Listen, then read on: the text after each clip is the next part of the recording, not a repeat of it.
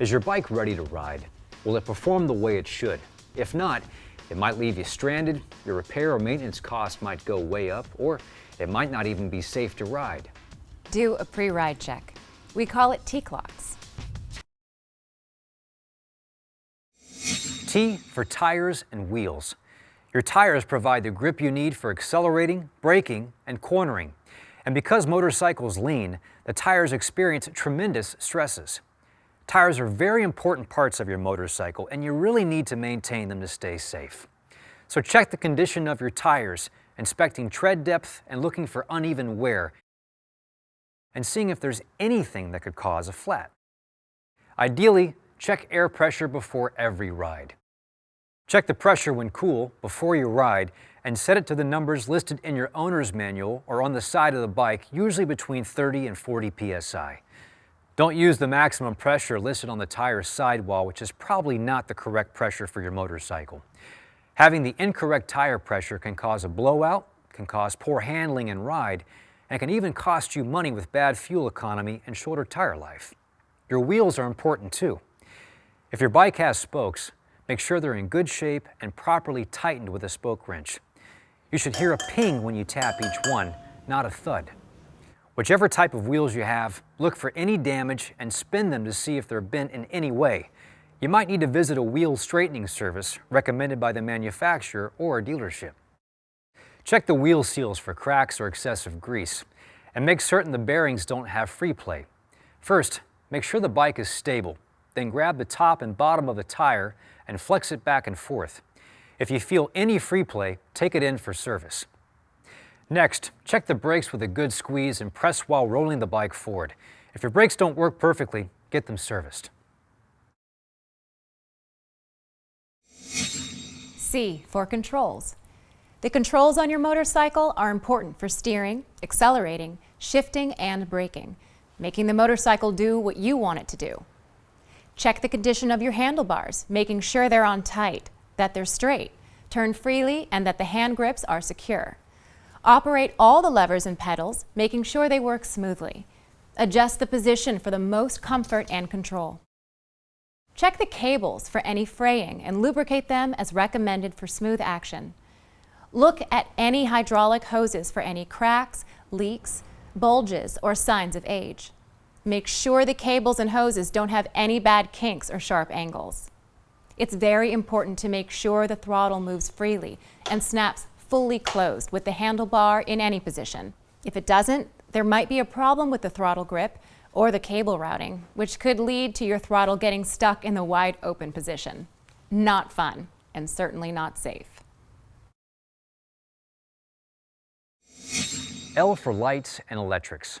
On many motorcycles, electrical wiring and parts are more out in the open, not undercover like with a car, and therefore they're more likely to suffer from wear, tear, and rust. So inspect the battery terminals to make sure they're clean. If you don't have a sealed battery, check the electrolyte levels and add distilled water as needed. Every so often, check the wiring for any fraying, chafing, or missing insulation. Wires shouldn't be pinched. Connectors should be tight and clean. Check that your headlight, high beam, low beam, tail light, and brake light all work as they should. Same for the turn signals and the engine cutoff switch. You might want to carry spare fuses for an easy roadside fix. And make sure your headlight is aimed correctly to give you the best view of the road at night, not too high or low. Your owner's manual or a professional can help with this. Your motorcycle lights help others see you. Make sure that you can easily see all around by checking that the mirrors are clean, tight, and properly adjusted.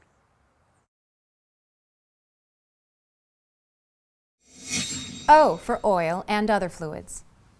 Some of the oils and fluids in your motorcycle are responsible for making the engine and other parts of the drivetrain run smooth and cool by reducing friction and heat. Special fluids are used if your bike has a hydraulic braking system. Always make sure there's enough oil in the engine before starting it, or you could cost yourself a lot of money. Check the level as directed in the owner's manual, usually when the engine is warm with the dipstick or sight glass, with the bike upright, and add oil as needed. Make sure to change the oil and the filter on schedule or even more frequently than what your manual says. Oil is the lifeblood of internal combustion engines, and old or low-quality oils can accelerate engine wear.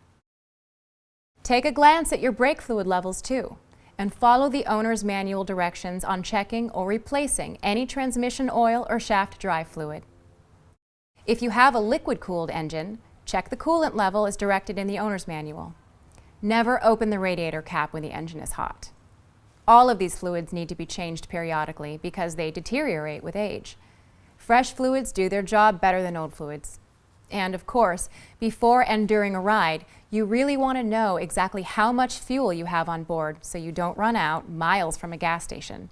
Use a quality fuel and check octane requirements in your owner's manual. You want the freshest possible fuel in your bike, as gasoline can begin to go bad after several weeks and clog your fuel system. If you've got an electric motorcycle, make sure it's charged enough for your ride, and know where the next charging station is if you'll need one on your journey. C for chassis. Your motorcycle's chassis or frame is what the engine and suspension are mounted to. And you do need to check all these parts, plus whatever type of drivetrain your bike uses to send power from the engine to the rear wheel. Most motorcycles use a chain to deliver that power, and it's important to have the right tension or chain slack.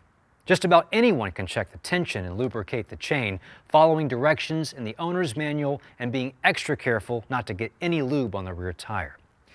However, adjusting the chain or a drive belt involves some careful wrenching, so make sure you have the tools and ability or have a professional do it for you. Also check the drive chain or belt for stretching and wear following your owner's manual.